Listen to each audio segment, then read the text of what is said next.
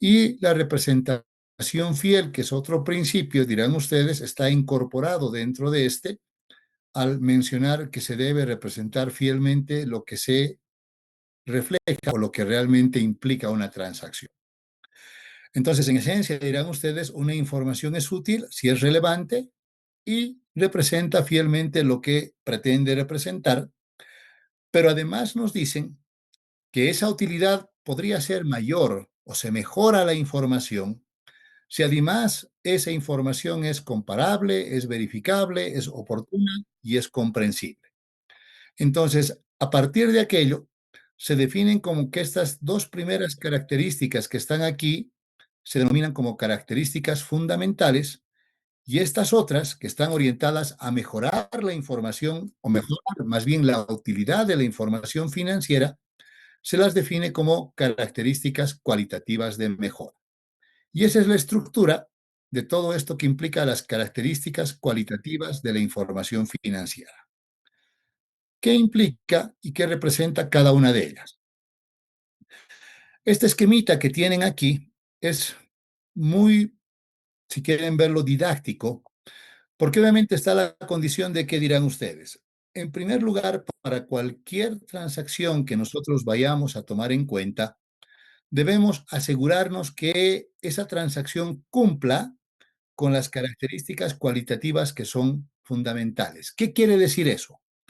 Que primero, la transacción represente fielmente lo que se espera que presente y que además sea relevante para que los usuarios puedan tomar sus decisiones. El orden en el cual consideremos estas características no es un problema. Por ahí alguien me dirá, debemos tomar en cuenta la información que sea relevante y que represente fielmente, o que se presente fielmente y sea relevante. Al final es exactamente lo mismo.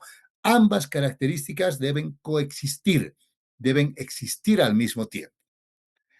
Sin embargo, aparece la condición además de que para que la información sea relevante, siempre que hablemos de relevancia es la capacidad que tenga de afectar o de incidir sobre las decisiones que los usuarios tomen, nos dicen básicamente que la información debe ser material o debe ser de importancia relativa. Entonces, el concepto de materialidad, si quieren verlo así, está incorporado dentro de la característica cualitativa de relevancia. Por el otro lado, la representación fiel tiene que ver con la realidad económica de las transacciones. Para representar fielmente una transacción, tiene que representar tal cual su realidad económica. Tal cual su realidad económica implica que en muchos casos inclusive vayamos por encima de la forma legal. O sea, no nos interesa la forma legal, dirán ustedes, sino más bien la realidad económica de la transacción. Y obviamente, parte de esta representación fiel es que la información sea presentada de manera completa, o sea, se incluya todo, en otras palabras, además, de forma neutral, sin afectar a ninguna de las partes que estén involucradas dentro del proceso, pero neutral con prudencia, o más bien a la inversa, dirán, aplicar un concepto de prudencia, pero con neutralidad, que es casi como llegar a los principios de contabilidad, donde al hablar de la prudencia, si ustedes se acuerdan, decíamos la prudencia está supeditada al principio fundamental que es la equidad, que en este caso se lo denomina como neutralidad, y además, obviamente, que esos estados financieros estén libres de error. Esta condición de que el estado financiero esté libre de error nos va a llevar inclusive a la condición de establecer o procurar, por lo menos en la teoría, que cuando preparamos estados financieros no vamos a aceptar errores. Y sin embargo, dirán ustedes, por la naturaleza misma de la información financiera y por el hecho de que muchos de los importes que se incluyen no son exactos, este objetivo termina siendo un objetivo ideal en el largo plazo, que seguramente, por ahora por lo menos, no es alcanzable por las empresas, porque no vamos a lograr un estado financiero exacto, sino simplemente un estado financiero razonable. ¿Sí? Y por lo tanto, al hablar de razonable, dirán, decimos que no es exacto porque podría contener algún error, pero ese error no debería afectar las decisiones de los usuarios. Y entonces otra vez van a que esto está directamente relacionado con este concepto de materialidad. Ahora bien, además de estas características que son las fundamentales, es, nos dicen, la información más útil o mejora la utilidad de la información cuando además la información es comparable, cuando puedo comparar la información de un periodo respecto de otro, o puedo comparar la información de una empresa respecto de otras empresas, obviamente es más útil, ¿no es cierto? Puedo tomar mejores decisiones. Cuando además puedo verificar el contenido de la información, y al decir verificar, al otro lado de quien prepara es que debe poder demostrar el cómo ha incluido los datos dentro de la información financiera. Obviamente esa información es más útil cuando nos llega a tiempo, cuando es oportuna y obviamente cuando podemos comprender esa información. Estas, por lo tanto, se definen como que son características cualitativas de mejor. Ahora bien, yo en algún caso puedo no tomar en cuenta las de mejora, pero en ningún caso puedo obviar estas que son las fundamentales. ¿O quieren verlo al revés? Estas características fundamentales deben estar presentes siempre.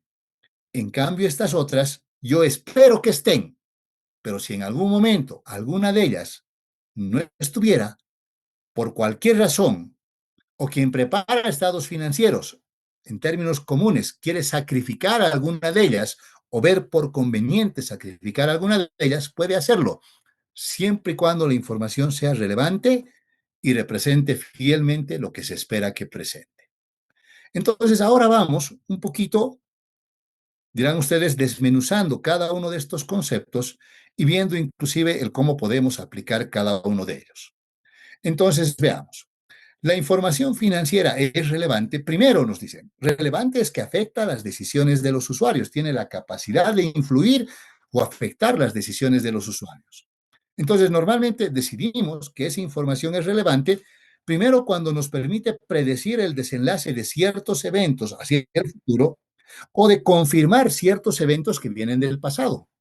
Entonces dirán ustedes, cuando yo tengo un dato en el estado financiero, por ejemplo, ese dato me puede permitir primero confirmar tal vez cierta información que yo me imagino pueda venir del pasado, pero a la vez me permite predecir tal vez información que la empresa pudiera generar por sus transacciones en el futuro. Por lo tanto, esa información, al afectar mis decisiones, al influir sobre las decisiones, normalmente se define como que es información que es relevante. Ahora bien, para que la información sea relevante, como decíamos, tiene que ser material o tiene que ser de importancia relativa. ¿Qué significa la materialidad? La materialidad, o nos dicen algo es material o algo es de importancia relativa, otra vez, cuando tiene la capacidad de afectar las decisiones que los usuarios toman a partir de esa información. Por lo tanto, si la información, o más bien dirán, la información es material o es de importancia relativa, cuando si no se la presenta, se la omite o se la presenta mal, afecte las decisiones que los usuarios tomen a partir de esa información que es de propósito general. Ahora bien, la materialidad no es un importe que esté definido y que el marco de conceptos o alguna norma defina y diga que a partir de esto para arriba es material y por debajo de eso no lo es. La materialidad siempre se le establece en condiciones que son específicas, que son particulares. ¿Qué quiere decir eso? Que lo que puede ser material para unos podría no ser material para otros. Lo que puede ser material en ciertas circunstancias podría no serla en otras. Y la materialidad, además, depende de aspectos que pueden ser cualitativos, como la naturaleza del evento, y otros que pueden ser cuantitativos, como la magnitud o el importe monetario, o finalmente una combinación de ambas. Todo eso implica el concepto de materialidad. Entonces, ahora dirán ustedes, a ver, llevaremos eso de materialidad a la práctica. Primero, por ahí no vamos a hablar de estados financieros, los voy a llevar hasta condiciones del día al día que ustedes tienen o les ocurre en el día a día. Entonces, veamos. Vamos a suponer que ustedes van a la universidad, volvemos a la universidad, Y por ahí salimos con 10 bolivianos para nuestro transporte. ¿Ok? Ahora, ¿qué pasa si en algún momento perdemos los 10 bolivianos? La pregunta sería, ¿nos afecta perder esos 10 bolivianos o no? Sí llegaría a afectar, ¿Sí, Rubí? ¿Por qué? porque esa era la única forma de yo regresar a mi casa y es un medio de transporte. Si yo me quedaría sin dinero, pues yo no tendría cómo regresar a mi casa y tendría que buscar dinero de otra forma. Entonces, Sería Rubí sacar dice, muy bien, Rubí. Entonces, ¿por qué a Rubí le afecta? Porque va a tener que cambiar sus decisiones. Sus 10 bolivianos era todo lo que ella tenía para retornar a su casa. Si perdió sus 10 bolivianos, va a tener que prestarse, vean, está afectando sus decisiones, o va a tener que irse a pie, o finalmente va a tener que quedarse en la universidad hasta que alguien le preste plata, ¿se dan cuenta? Por lo tanto, dirán, ha cambiado su día, ha afectado sus decisiones. Los 10 bolivianos en esas circunstancias son materiales, son de importancia relativa. ¿Qué hemos tomado para evaluar la materialidad? Vean, solamente el importe. Son 10 bolivianos, que en este caso era todo lo que tenía Rubí. Ahora, supongamos que vamos a la universidad con 100 bolivianos, 100 bolivianos. Y de los 100 que eran para nuestro transporte y otras cosas más, en algún momento nos damos cuenta que hicimos caer 10. Hemos perdido 10 bolivianos. ¿Nos afecta? Son los mismos 10 de hace rato. Afectaría, pero en una magnitud, digamos, mucho más pequeña, porque aunque aún tengo un dinero de respaldo, pues yo personalmente sí hago como un tipo de presupuesto y eso hace que tenga que reajustar básicamente todo lo que tenía planeado, si es que, digamos, perdiera 10 bolivianos. Ok, Pero no sería muy importante para mí, solo sería ok, más Cristian. un reajuste. Si nos concentramos en el día, como decía Cristian, obviamente en mi presupuesto final me faltan 10 bolivianos, voy a tener que hacer algunos ajustes, qué sé yo, pero como decía Cristian, al final he perdido 10, pero no importa, todavía tengo dinero para retornar a mi casa, no voy a cambiar mis decisiones, ni modo, ¿se dan cuenta? Como no estoy diciendo que no me importe, pero no me va a afectar en gran medida, o sea, no va a cambiar mis decisiones. Por lo tanto, ahora otra vez, tomando solo la magnitud, dirán, el perder esos 10 bolivianos, vean, ya no me afecta. Entonces dirán ustedes, en un caso usted me dijo que 10 bolivianos eran importantes, materiales, en otros me dice que no. Ah, es que eso es específico, en las circunstancias particulares que estamos evaluando. No es lo mismo, ¿se dan cuenta? Ahora, les voy a cambiar la condición. ¿Qué pasaría, Cristian, si usted va con sus 100 bolivianos a la universidad y en el momento en el cual está entrando por el monobloc, aparece un tipo con un cuchillito por la espalda y le dice, dame 10 bolivianos? Yo me imagino que usted le va a dar los 10 bolivianos, ¿no ve? O se va a hacer medir el aceite ahí. Le voy a dar los 10 bolivianos. Sí. Ahora, entro a la universidad, pregunta, ha perdido 10 bolivianos. Ahora ya no es porque los hizo caer, ahora tal vez es porque fue asaltado por 10 bolivianos. ¿Le afecta, Cristian? No tanto, sería básicamente, lo vería como que igual lo he hecho perder nomás porque no lo gasté como tal, pero no cambiaría mucho mis decisiones. ¿Sí? ¿Usted saldría normalmente de clases, pasaría su clase normal aunque haya sido asaltado? Pues sí, ya tristemente tengo experiencia. Tristemente tiene experiencia. ¿No le afecta que lo asalten? Por más Mm, experiencia que tenga. mm, pues es que no, aunque no es muy común, digamos, que me pase, solo tengo que entender que no tengo que hacerme el valiente y ya. Está bien. Pero la primera condición, vea, no se echó al valiente. Ha dado sus 10 bolivianitos. Hasta ahí como que ningún problema. Llega a la clase. ¿Pasa normal su clase o está pensando en eso? Ese tipo ahí, ¿a cuántos más podrá asaltar? Y por ahí otros no piensan como yo y el tipo termina clavándoles el cuchillito.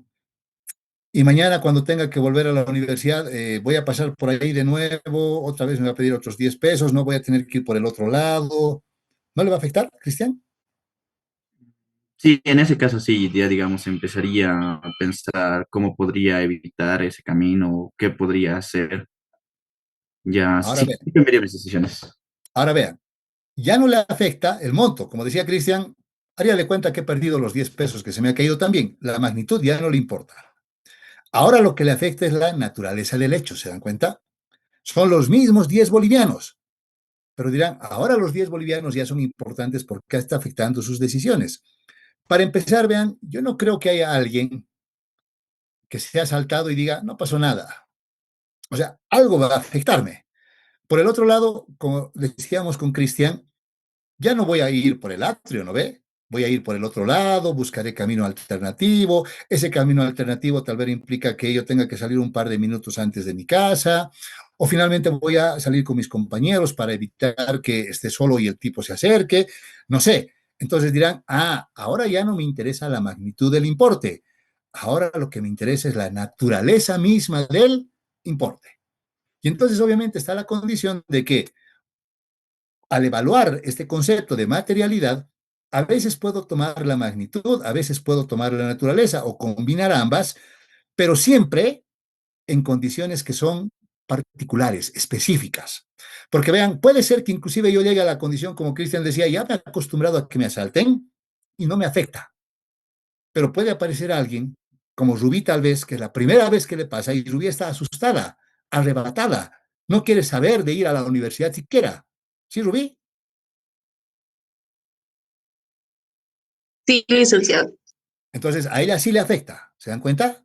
¿Por qué? Porque es específica, no es un monto. La norma no dice es material por encima de eso y por debajo de eso no lo es. Esto se define en condiciones que son particulares.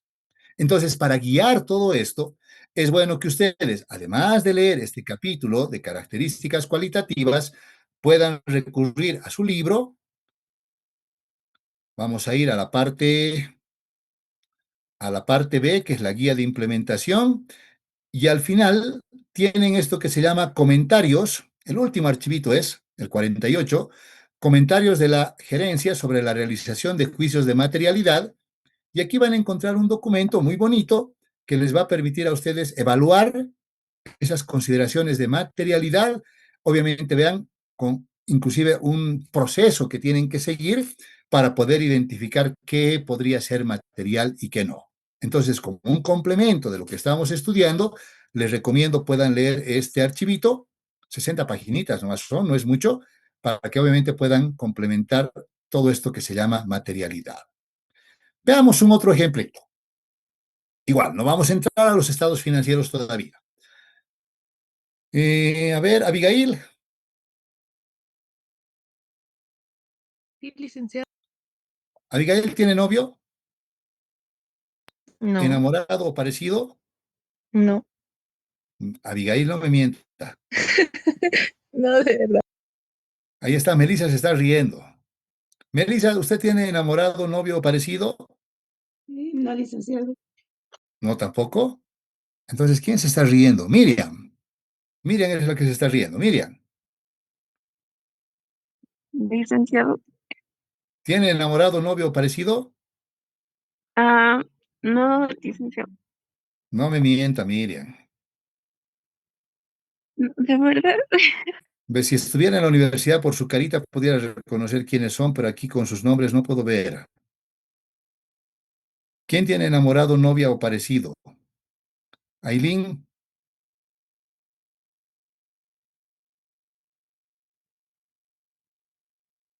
Licenciado. Aileen, sí. Sí, sí, tengo enamorado. Pucha, qué pena, dice más o menos. Ya, ni modo. Ya, Aileen, con usted entonces. A ver, vamos a suponer que Aileen, después de todo lo que implica su proceso de enamorar, llega al momento en el cual está a punto de casarse. Sí, Aileen está entrando a la iglesia para casarse con el que hoy es su enamorado y prontamente será su esposo. Ya está. Entonces, ese rato ahí en la puerta de la iglesia, a su enamorado que no lo conozco le da un ataque de sinceridad, de honestidad. Y entonces en ese momento él agarra y le dice a Aileen, tengo que confesarte algo. No eres la primera mujer en mi vida. Pregunta para Aileen, ¿se casa todavía o ya no?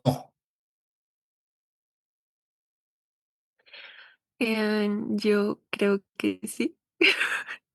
Sí, porque seguramente Aileen, Abigail, no sé por qué pone su carita así, obviamente Aileen podrá decir, ok, no soy la primera mujer en su vida, él tampoco es el primer hombre en mi vida, ¿no ve, Aileen? No pasó nada. ¿Sí, Aileen? Como ella dice, vean, ese evento no ha afectado sus decisiones. Ella se va a casar todavía. ¿Ok? Obviamente, pasa eso, como que empiezan a entrar a la iglesia y el novio sigue con su ataque de honestidad. ¿No ve? Miren así con sus ojitos, usted ya le está viendo. Y ese rato, el noble ciudadano agarra y le dice, Aileen, algo más tengo que confesarte. Te cuento que tengo un hijo. Aileen, ¿se casa?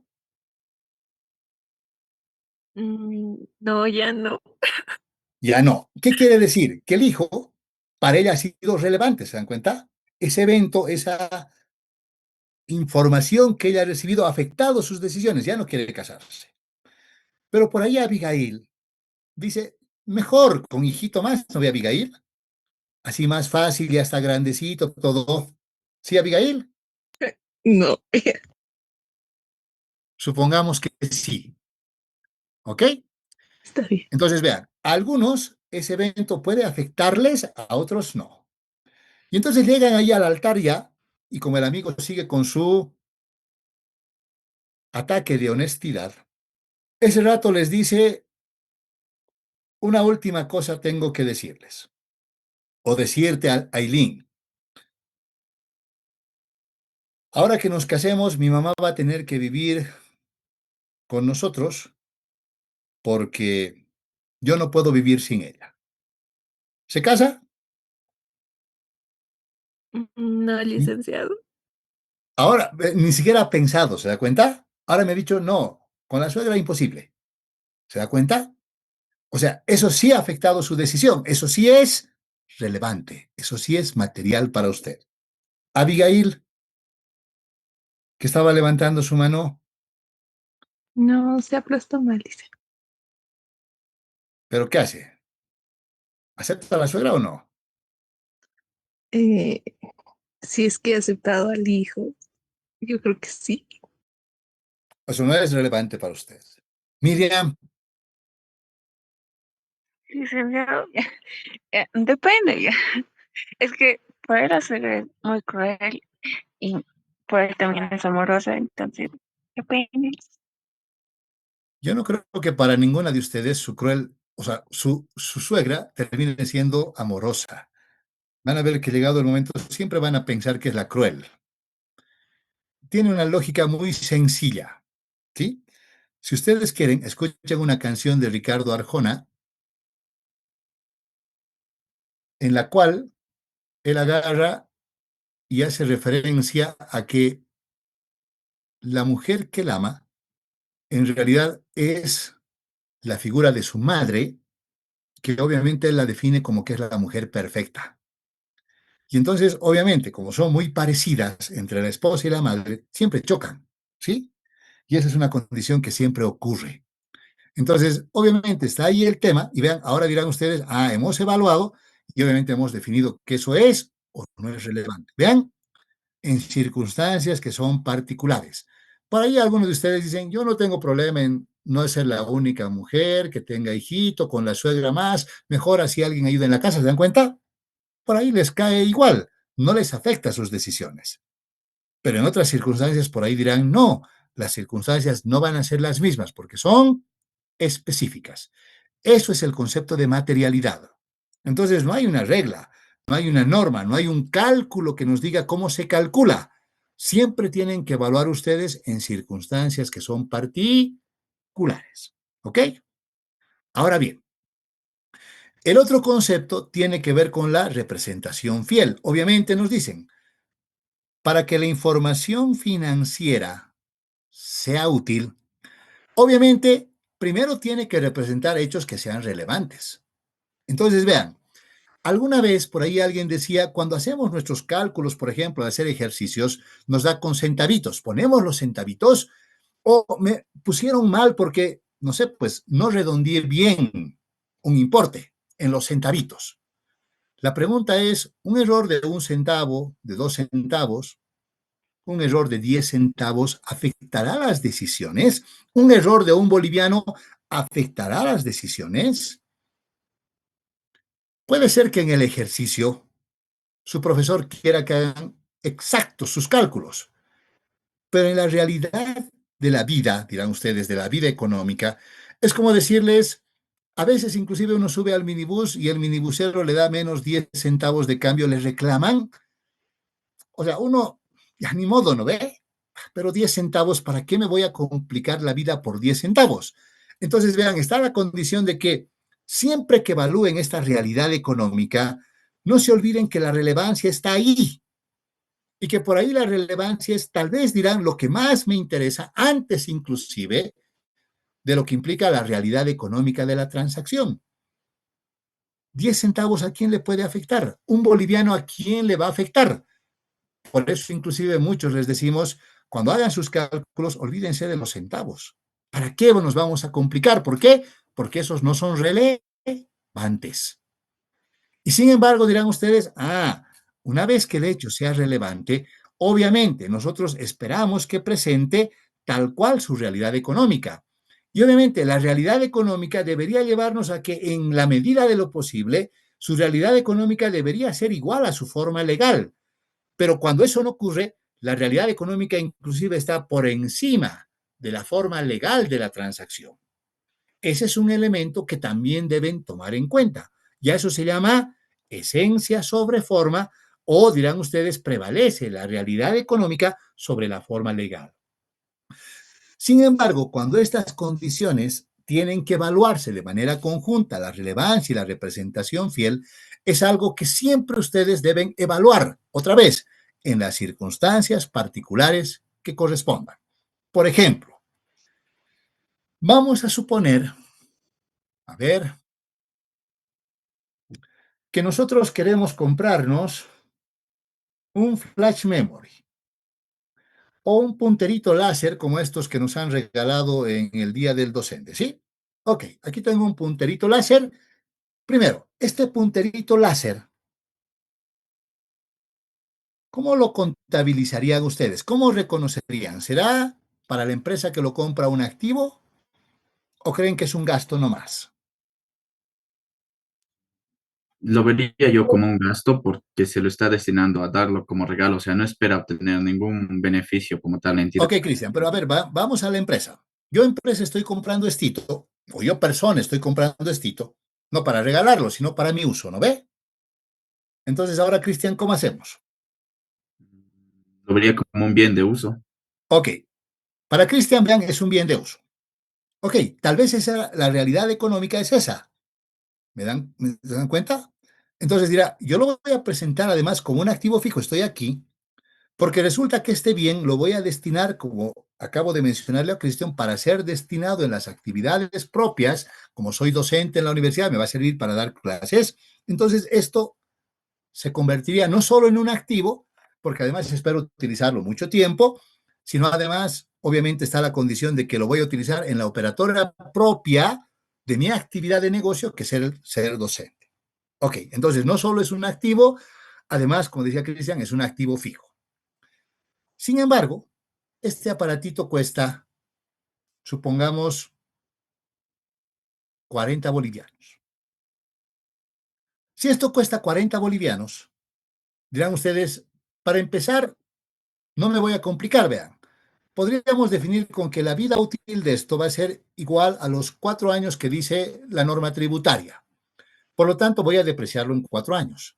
4 años implica que voy a llevar al gasto 10 bolivianos cada año. Pero además está la condición de que mi empresa prepara estados financieros de forma mensual. Por lo tanto, esta depreciación la tengo que calcular todos los meses. Todos los meses voy a calcular más o menos 80 centavos como gasto. Entonces dirán, todos los meses voy a tener que calcular la depreciación de mi activo de 80 centavos de gasto por mes. Además, como es un bien que se lo voy a entregar a alguien, le voy a tener que poner un código.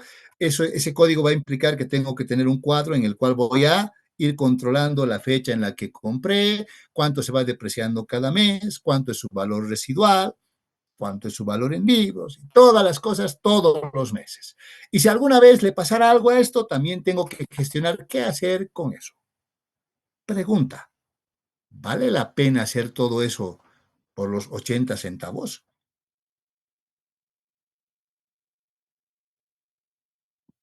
Cristian. Ah, no, yo creo que en ese caso, para evitar tanto trabajo, lo llevaría como un gasto nomás. Ahora vean, Cristian está, si ustedes quieren, priorizando el beneficio de la información por encima del costo que implica generar la información. ¿Por qué? Porque él está diciendo estos 80 centavos no son relevantes. Al final, los 40 no son relevantes, porque gestionar estos 40 va a implicar que el contador tenga que hacer tanto esfuerzo que llegado el momento, todos los esfuerzos que hace el contador vale más que los 40 bolivianos de gestionar este bien. Entonces, de ahí vean, en la condición particular, y lo podemos buscar en el Internet, aparece un concepto que se llama de activos, ¿cómo lo llaman? ¿Qué nombre le darían?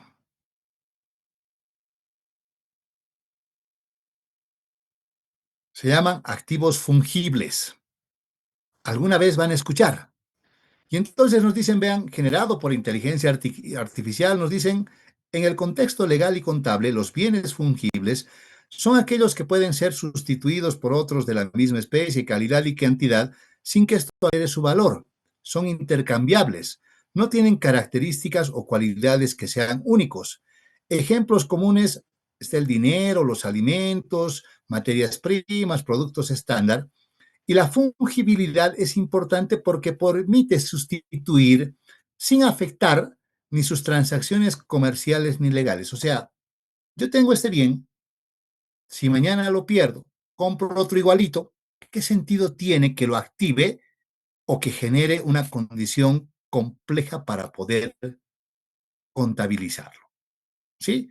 Y entonces por ahí aquí aparecen algunos grafiquitos, por ejemplo, muy interesantes, ¿sí? De qué es fungible, qué no es fungible. Y entonces dirán ustedes, todo eso tiene que estar en la concepción de que muchas veces cuando evaluamos aquello, vean, es como que tenemos que tomar una decisión en la política contable. Nosotros sabemos por la teoría pura que esto es un activo fijo, pero la pregunta es, ¿y vale la pena contabilizar como activo fijo con todo lo que implica gestionar esto? Y por ahí, como decía Cristian, no vale la pena y yo tomo la decisión de contabilizarlo como gasto. ¿Por qué? Porque el hecho no es relevante. Y vean, eso ocurre en un montón de transacciones que hacen las empresas. Por ejemplo, dirán, hay muchas entidades, por ejemplo, las de servicios como la universidad, que seguramente compran un montón de material de escritorio. Ya le diría, el material de escritorio, las hojas, por ejemplo, podrían contabilizarlo como un inventario de materiales y suministros. Ok, pero llegado el momento, al contabilizar como materiales y suministros, tienen que ir registrando la salida de cada una de las hojitas que van a utilizar. ¿Vale la pena hacer eso? Alguien me dirá, no, no, por hojitas, hágalo por paquetes. Aún así, ¿vale la pena cuando ese paquete de 500 hojas vale, no sé, 30 bolivianos más o menos hoy en día? Y si yo lo divido por cada hoja, no vale ni 3, 4 centavos cada hoja. ¿Vale la pena que yo lleve como activo eso cuando puedo directamente el rato que compré el paquete ponerlo como gasto y ya está, sabiendo que además eso se va a utilizar en la operatoria del año? Entonces, todo eso, vean, entra en la condición de eso que se llaman como bienes fungibles. Y entonces es la decisión de la política contable que una empresa toma de decidir qué va a llevar como activo y qué no, a partir inclusive de establecer un nivel de materialidad o de relevancia. Entonces, hay empresas que, por ejemplo, dicen, vamos a llevar como activos fijos solamente aquellos bienes cuyos valores tengan, por ejemplo, un valor mayor a los 1.000 bolivianos. ¿Por qué? Porque menos de 1.000 bolivianos es perder el tiempo en gestionarlo.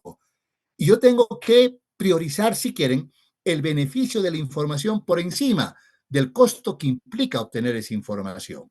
Y entonces ahí aparece la condición de que deben evaluar de manera conjunta no solo la representación fiel, sino también la relevancia que tiene la información. Pero además, para que la información represente fielmente lo que se espera que presente, primero nos dicen tiene que estar reflejada de manera completa. Completa incluya, o que sea completa, implica que se debe incluir toda la información necesaria para que un usuario razonable, no cualquier usuario, un usuario razonable pueda comprender el hecho que está siendo representado e incluya todas las descripciones y explicaciones que sean necesarias. Entonces, vean qué interesante que es esto. Hoy en día, por ejemplo, nos encontramos con una condición particular de que alguien dice, si yo voy al banco a comprar dólares para hacer una remesa al exterior, el banco me dice, no me lo pone así, pero el banco me dice que me puede vender, supongamos, $100, pero para venderme los $100, que según yo tiene un valor de 696 bolivianos, el banco me dice, usted tiene que depositar 1.600 bolivianos. Y uno dice, ¿y por qué? Porque el banco le dice, le voy a cobrar una comisión del 140, 150% por la transacción.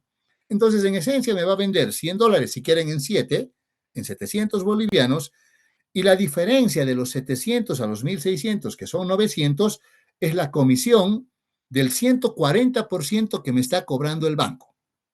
Vean, eso refleja la realidad de la transacción que ellos me están ofreciendo, los documentos que me están dando, y por lo tanto la realidad económica es igualita que su forma legal.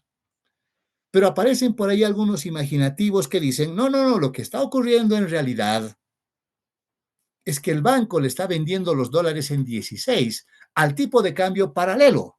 Pregunta, ¿en qué parte de los documentos el banco dice que me está vendiendo a un tipo de cambio diferente? La realidad de la transacción dice una comisión, no dice diferencia de cambio. Ahora alguien podría decirme, pero si yo interpreto y le doy la vuelta y relato que en realidad es, aunque usted relate, los documentos no van a llevar a eso. Entonces, vean, ahí es como que estamos sesgando la información. Ya no estamos representando fielmente, aunque uno pudiera pensar que esa es la realidad económica, no la es. Entonces tienen que tener muy clara la condición. Y cuando habla de información completa, entonces dirán, es la información que vamos a incluir en el cuerpo principal de los estados financieros, más las notas a los estados financieros, donde seguramente vamos a revelar la particularidad o las características que tiene una transacción. Además, nos dicen que la transacción debe ser neutral. Neutral implica que no tiene que tener ningún sesgo al momento de reconocer o de medir las transacciones que están incorporadas dentro de los estados financieros. Obviamente, esa descripción neutral no tiene que estar sesgada, no tiene que estar ponderada ni beneficiosamente ni contradictoriamente para alguna de las partes, ni atenuada ni manipulada para incrementar la posibilidad de que sea vista de una manera diferente. Cuando, por ejemplo, yo preparo la información con una intencionalidad y digo, quiero pagar más impuesto para que si pago impuestos ahora, la administración tributaria no me fiscalice, la información ya no es neutral. Y seguramente si he querido pagar más impuestos es porque he tenido que manipular los estados financieros. Eso en esencia es una incorrección. Es, dirán ustedes, no está libre de error. ¿Se dan cuenta? Entonces, o beneficiar o perjudicar, ya de hecho afecta la representación fiel de la información. Y finalmente en la concepción nos dice, para que represente fielmente tiene que estar libre de error. Una omisión también es un error. El no incluir algo también es un error. Cuando alguien, por ejemplo, agarra y dice, ocurrió un hecho posterior, pero no se lo puso, el que no lo hayan puesto puede estar incitando a que alguien más cometa un error, o el hecho de que esa información no se conozca puede llevar a que una persona cometa un error. Por lo tanto, la condición, vean, nos dice libre de error. No entiendan que es perfectamente exacta. Es lo ideal, pero no vamos a lograr eso. ¿Por qué no? Porque obviamente una parte importante en realidad de la información financiera no son datos exactos. Una parte importante provienen de lo que son las estimaciones contables. Y por lo tanto, esas estimaciones están sujetas al juicio de quien prepara los estados financieros. Y aunque se base en información que es razonable, nunca va a ser exacta. Pero además, para complementar este concepto de neutralidad, aparece el concepto de prudencia. Pero vean, nos dicen, la prudencia es incorporar un cierto grado de precaución en condiciones de incertidumbre. Pero esta prudencia, al hablar de los estados financieros, no es de acuerdo a nuestro criterio, es una prudencia con neutralidad. Entonces, aquí nos aclaran que la aplicación de esa prudencia no debe llevarnos a que ni los activos o los ingresos estén por encima de su valor o los pasivos y gastos por debajo, ni tampoco permitirá, dice, una subestimación, o sea, a la inversa, que los activos o ingresos estén por debajo o los gastos estén por arriba. O sea, es una prudencia, pero una prudencia con neutralidad, de tal manera que no afectemos a ninguna de las partes que estén involucradas en la preparación de la información financiera.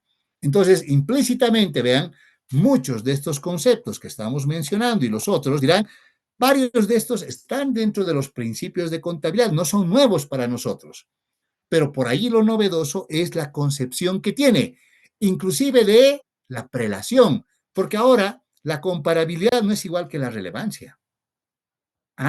Primero es la relevancia, la comparabilidad es después, o vale menos si quieren verlo así. Por lo tanto, esas son las condiciones de esto que implica estos mismos conceptos, pero bajo la concepción del marco de conceptos. Ahora bien, esta incertidumbre a la cual hacemos referencia al hablar del concepto de prudencia, otra vez dirán ustedes, tiene que ver con la condición particular de que muchos de los importes de los estados financieros no son exactos, sino que en condiciones de incertidumbre, en base a la información que está disponible, nosotros tenemos que estimar o establecer cuál puede ser el mejor importe que vayamos a incluir dentro de los estados financieros. Por lo tanto, esa incertidumbre nos obliga a tener que incorporar dentro de los estados financieros estimaciones contables. Y el hacer esas estimaciones no menoscaba, no afecta la fiabilidad de la información. Es más, es una parte esencial de la información. ¿Por qué? Porque no vamos a poder tener datos exactos sobre todas las condiciones particulares que implica la operatoria de un negocio. Por ejemplo, yo no puedo determinar con exactitud cuánto va a durar un equipo de computación. Puedo estimar en base a las características del equipo, la forma que lo voy a utilizar, pero no tengo algo exacto. Por lo tanto, dirán ustedes, las estimaciones no menoscaban, no afectan la información, más bien fortalecen la utilidad que la información tiene para que los usuarios puedan tomar sus decisiones. Ahora bien, estas características cualitativas siempre se tienen que aplicar de manera conjunta, si ustedes quieren. Ambas tienen que coexistir. Por lo tanto, nos dicen, para tomar decisiones que sean adecuadas, no es útil, primero, presentar fielmente un fenómeno que no sea relevante. O sea, ¿para qué voy a presentar, por ejemplo, el valor de este bien como activo fijo cuando son 40 pesos y su depreciación son 80 centavos por mes? Al otro lado nos dicen, tampoco deben tomar en cuenta que representar de forma no fidedigna una transacción de un hecho que sea relevante. Obviamente, si esto no serían 40 y fueran 4,000 y yo lo llevo como gasto, eso podría afectar. Por lo tanto, siempre nos dicen, partan de un proceso que partiendo de la condición de ser eficiente, primero identifique el fenómeno, luego identifique la información que sea relevante y luego determinen de qué forma debe presentarse. Entonces dirán, es como que ahora nos están dando la pauta de que primero deberíamos evaluar la relevancia y luego la representación fiel, y no al revés. Pero obviamente lo ideal es que ambas se cumplan de manera simultánea. Y sin embargo, por ahí es mejor que sea relevante antes que represente fielmente. Y vean, es lo que exactamente hemos hecho al analizar esto. Al partir al revés con Cristian decíamos, primero es un activo fijo, luego hemos dicho, pero no es relevante. Entonces, por ahí era mejor que evaluemos. ¿40 bolivianos serán relevantes? No. Entonces lo llevaremos como gasto nomás. ¿Para qué vamos a definir si es un activo o no, cuando en esencia esto no afecta a las decisiones de los usuarios? ¿Sí? Y entonces, ahora para que ustedes apliquen esto que acabamos de ver, vamos a tomar como ejemplo una transacción chiquitita. El señor Rodrigo, gerente de compras de La Estrella, celebró un contrato para la compra de electrodomésticos el 13 de diciembre del año 2019. Los electrodomésticos fueron entregados el 23 de diciembre a conformidad de la empresa. La fecha de preparación de los estados financieros es el 31 de diciembre. La factura del proveedor llegó el 4 de enero del 2020 y se pagaron por esos electrodomésticos el 17 de enero del 2020. Entonces viene la pregunta ahora para ustedes. ¿Cuándo debería reconocer la operación y por lo tanto incorporarla en los estados financieros de Almacenes La Estrella? ¿El 13 de diciembre cuando firman el contrato? ¿El 23 de diciembre que reciben los bienes y por lo tanto el vendedor le transfiere al comprador los principales riesgos y beneficios asociados con los bienes?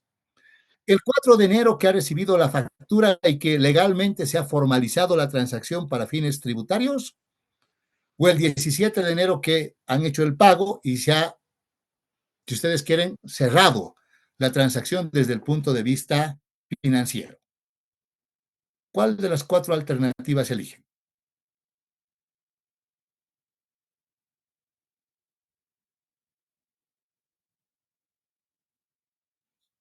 Yo diría que el 13 de diciembre. Cristian, el 13 de diciembre cuando firman el contrato. ¿Quién más opina? El 23 de diciembre. Yo Dice digo, el, licenciado, cuando se ha transferido los beneficios y los riesgos. ¿cuándo, Miriam? ¿Dicen dos? El 2 también. O sea, Miriam y Melissa dicen el 2. ¿Qué opinan los demás?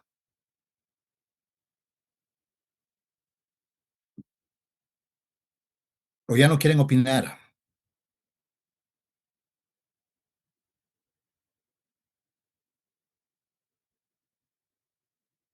Licenciado, yo igual pienso que sería el 23 de diciembre. Ok. Primero, para Cristian. Obviamente el 13 de diciembre hay un contrato. Vean, un contrato me dice, yo quiero comprar, el otro dice, yo quiero vender.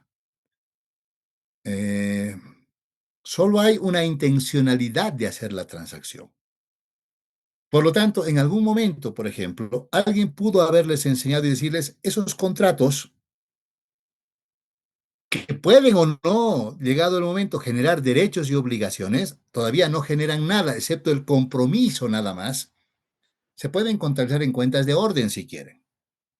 O dirán, o puedo no contabilizarlo y simplemente puedo, a través de una nota al estado financiero, si esto fuera relevante, puedo exponer la existencia del contrato y el compromiso, si quieren, de adquisición que estoy realizando. Pero no hay transacción todavía. Como sus compañeras decían, el rato que yo reciba los bienes, ese rato ya se genera la obligación porque estoy obligado a pagar. En ese momento, como dice aquí, como me están entregando los bienes a mi conformidad, están transfiriendo los principales riesgos y beneficios asociados. Puedo hacer lo que sea con esos bienes, tengo el derecho, ¿se dan cuenta? Pero a la vez tengo la obligación de pagar por ellos.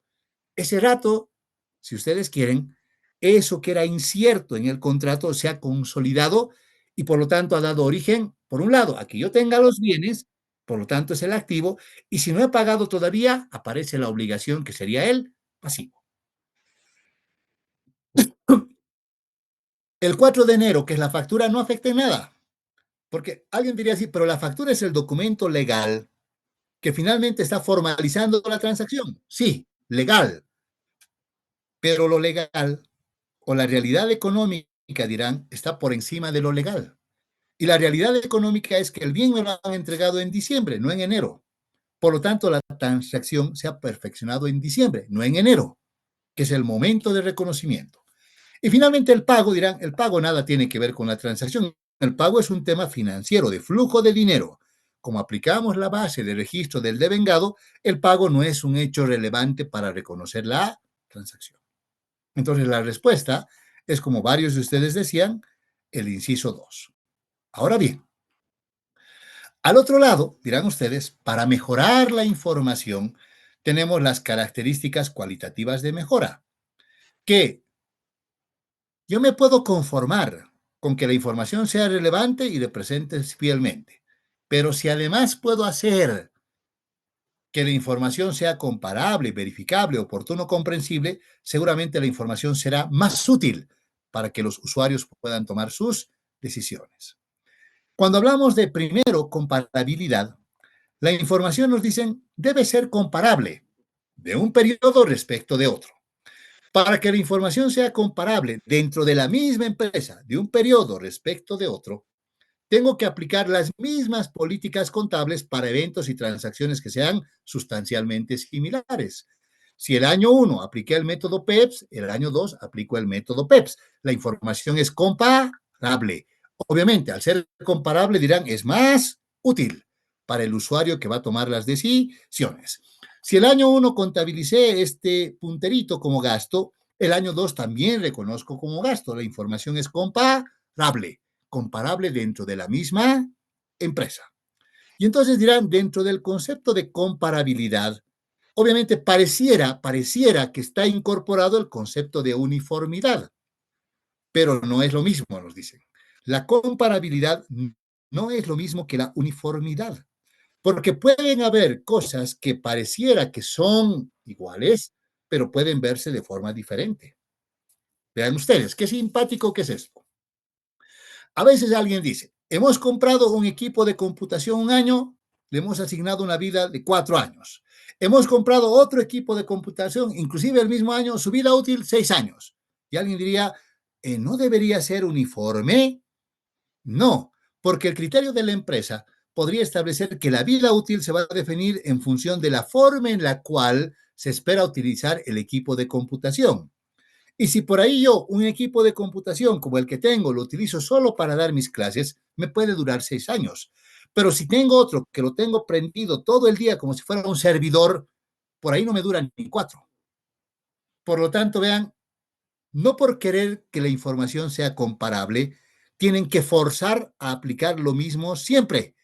Entonces dirán, eso ya hemos aprendido de que al momento de seleccionar políticas contables no implica que el decir que las políticas sean uniformes tengo que aplicar lo mismo para todo, sino es aplicar la misma política para eventos y condiciones que son sustancialmente similares, pero no para todo. Y obviamente está la condición de que si vamos a comparar la información dentro de la empresa, también deberíamos comparar la información fuera de la empresa. Y ahí es donde aparecen otra vez las NIF. En la condición de que si todas las empresas aplican las NIF para preparar sus estados financieros, dirán, no importa que sea Toyota, por ejemplo, Toyota va a registrar sus autos bajo el método de identificación específica.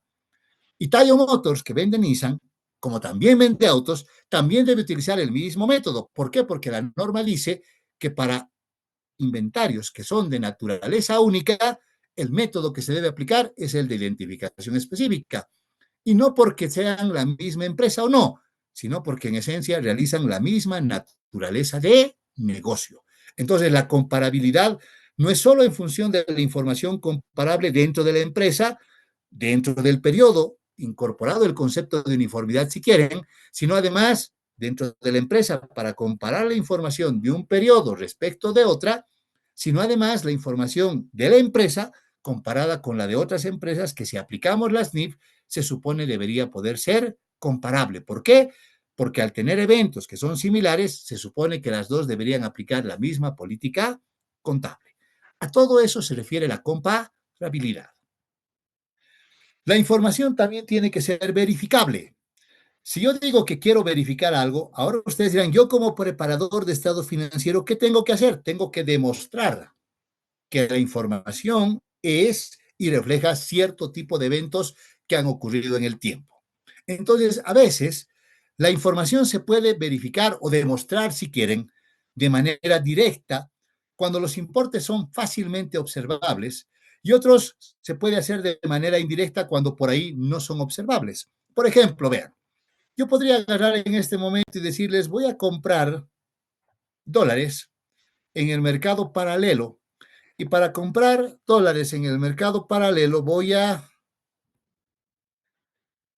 utilizar, por ejemplo, la cotización que está y que ustedes la pueden encontrar además, vean, en él, dirán ustedes, en el Internet sobre la cotización del dólar de hoy. Y entonces alguien podrá decirme, si usted compró dólares, tal vez entre 16.27 y 16.31, y usted me presenta como que compró los dólares a este valor de hoy, esto es fácilmente verificable para mí, fácilmente demostrable para ustedes que lo compraron, ¿correcto? Ahora sí les digo, voy a comprar un USDT y vean qué interesante que es, porque en la página del Banco Central de Bolivia, hasta hace un mes más o menos, aquí aparecía la cotización de las USDTs. Y entonces nos decían, aquí teníamos indicadores de inflación, cotizaciones y tasas de interés, y aquí aparecía un link que decía activos virtuales. Y entonces, si eso hubiera, sería fácilmente verificable, ¿no ve? Igualito que el caso anterior. Pero ahora viene la pregunta, ¿y si compro activos virtuales hoy día? ¿Cómo me pueden demostrar que estoy comprando un activo virtual en 16, 20, 16, 30 cuando la información ya no es fácilmente disponible y no puedo acceder de forma directa a ella? Ahora me dirán, usted va a tener que recurrir al comprobante, por lo tanto, todavía tiene información, se dan cuenta que pueda ser verificable. Pero, ¿y si compro de un mercado donde no me dan el comprobante, qué hago? Entonces ya tienen un problema. La información ya no se puede verificar de manera directa, sino tal vez de manera indirecta. Y entonces vean, cuando uno va preparando estados financieros, la idea siempre va a ser que si les presento datos sobre los cuales fácilmente pueden corroborar, verificar que eso es así, dirán, es información que es más útil. Pero si tengo que hacer un esfuerzo mental complejo para determinar que algo es de determinada manera, entonces la información ya no es tan útil. ¿Por qué? Porque no la puedo verificar con facilidad. ¿Sí? Entonces, obviamente, dirán ustedes, vean, si yo cuento el dinero que tiene una empresa, es fácilmente verificable. Si yo les digo determinar el valor del inventario, donde tengo que combinar valores con costos, bajo la utilización de un método que puede ser el PEPS o cualquier otro, me dirán, eso ya es más complejo, eso no es tan fácil de verificar. Entonces, saber cuánto dinero tiene una empresa, facilito. Saber el valor del inventario de una empresa, no tan fácil. ¿Por qué? Porque puede haber tenido varias compras, recalculado sus costos a medida que va entrando cada una de ellas, se utiliza el costo promedio ponderado, o definiendo un valor de salida, se utiliza el PEPS o el WEPS, y por lo tanto lo que queda en el inventario yo no sé exactamente de cuál de las compras es. Por lo tanto, ya no es tan fácilmente verificable. ¿Puedo verificarlo? Sí, de manera indirecta, mediante la utilización de la fórmula o la técnica que corresponda, pero ya no de forma directa. Aún así dirán, aún así todavía es verificable. Entonces, normalmente es como que ahora nos dicen, es mejor que prioricen los datos que sean verificables por encima de aquellos que no lo son. Y peor, si hablamos del concepto del valor razonable, que ustedes más o menos ya lo tienen, donde dirán hay diferentes niveles en los cuales se puede definir ese valor razonable. La información, por supuesto, será más útil cuando la tenemos en el menor tiempo posible. Sin embargo, muchas veces la oportunidad puede afectar la mejora de la información. Y en muchos casos, la oportunidad también se considera como una restricción en la utilidad de la información. Porque vean ustedes, puede ser que alguien diga, una empresa cerró el 31 de diciembre del año 2024 y el 15 de enero del 2025 la información necesita su estado financiero, por ejemplo, para obtener un préstamo bancario. Entonces, ¿qué hago?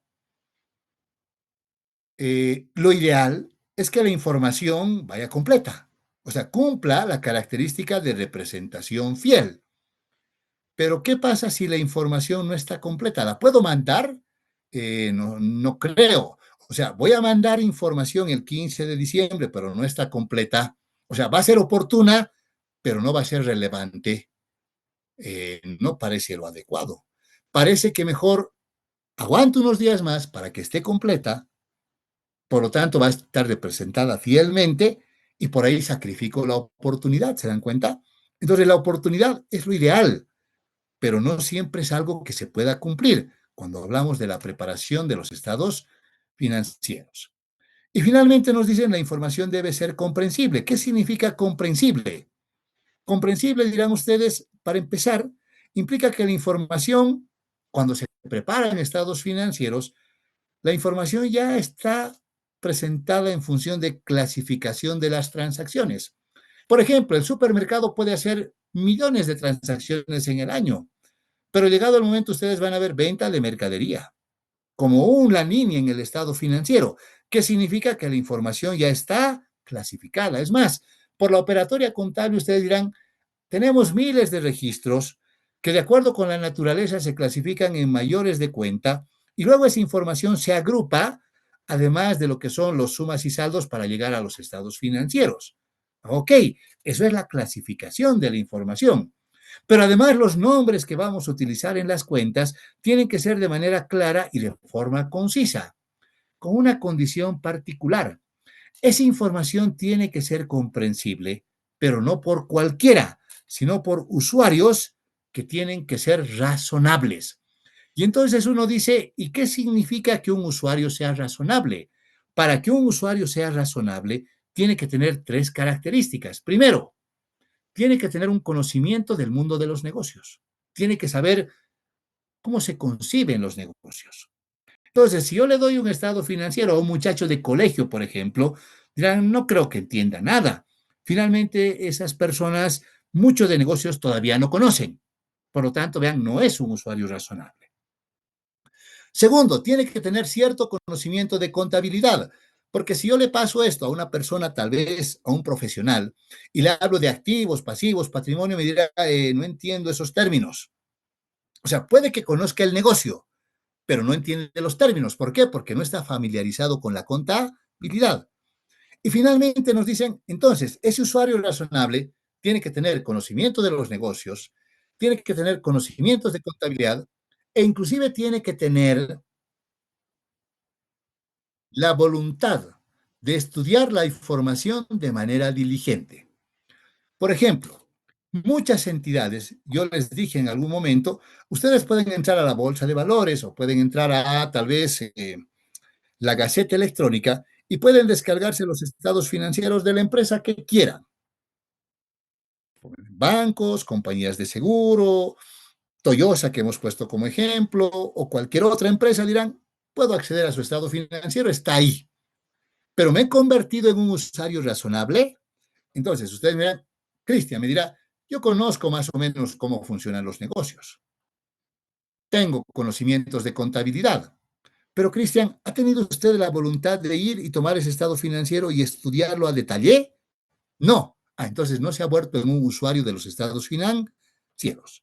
Esa es una condición clara. Entonces la información debe ser comprensible, pero no para cualquiera, sino para aquellos usuarios que son razonables, es decir, usuarios que conocen el mundo de los negocios, que además tienen conocimiento de la contabilidad y finalmente tienen la voluntad de estudiar esa información de manera diligente.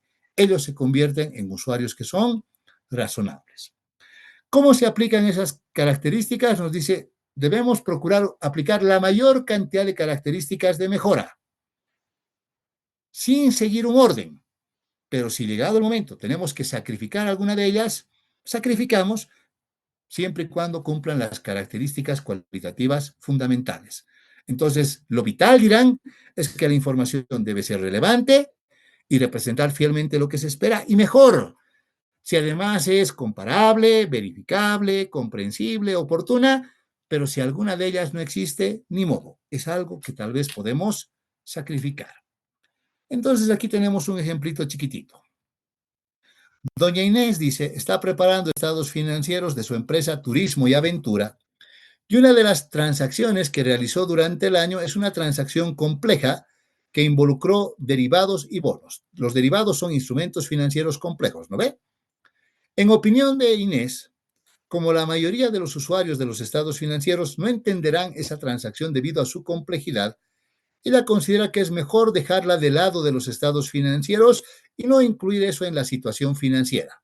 ¿Ustedes están de acuerdo con eso o no?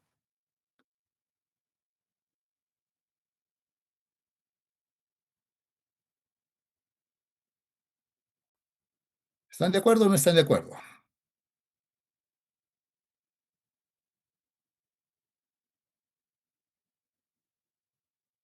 No, licenciado. ¿Por qué no? Elisa. Eh, si bien al dejar de lado, ¿no? Esa información va a ser comprensible para los usuarios, estaríamos descartando una cualidad fundamental que sería la representación fiel.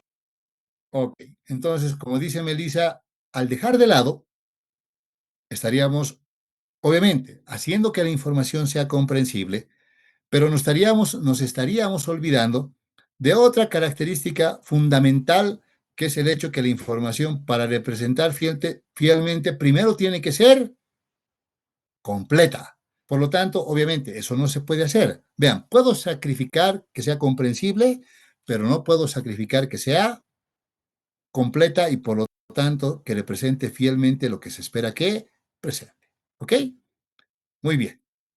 Veamos si tengo otro ejemplito por aquí, chiquitito. Creo que no. Ok, bien. Entonces, ahora podemos ir al capítulo 3, que habla de los estados financieros y la entidad que informa. ¿Hasta aquí tienen alguna pregunta? No, licenciado. Muy facilito, ¿no, Cristian? Ok, hemos ido un poco lento, demasiado lento tal vez, no importa. Vamos a ir, a medida que vamos avanzando, ir acelerando un poquito. Y obviamente siempre la condición está, tienen que leer antes de, ¿sí?